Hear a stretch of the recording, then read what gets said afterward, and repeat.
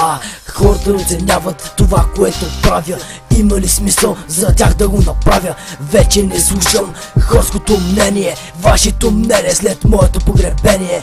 Ти си на земята, а аз в небето. Едно време бях на татко момчето. Хората ме лъгаха и ме обиждаха. Хората ме ритаха, сега ме превърнаха в човекът, който съм сега. Няма смисъл за вас да пиша. Не обичам неблагодарниците, мразя и нахалниците. Просто ми писна и реших да изпея цялата истина. Не мисля да се откажа от стила, мисля да гледам нагоре и напред да продължа. Мисля да оставя ред на другите. За мен не сте от слепите, а от глухите. В истинската песен не трябва да си известен. Хората те ругата, дори за теб не знаят какъв човек си ти. Да не ги интересува това, разбери. В истинската песен не трябва да си известен. Хората те ругата, дори за теб не знаят какъв човек си ти. Да не ги интересува това, разбери.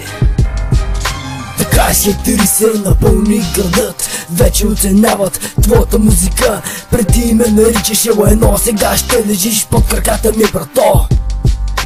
По-добре се слушай в песента, не гледай само изпълнителя.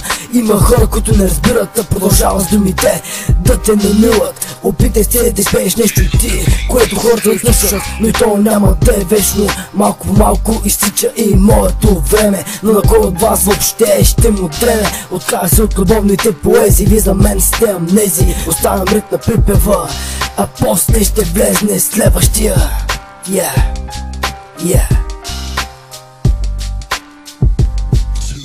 Истинската песен не трябва да си известен. Хората те ругата, дори за теб не знаят какъв човек си ти. Да не ги интересува това, разбери. В истинската песен не трябва да си известен.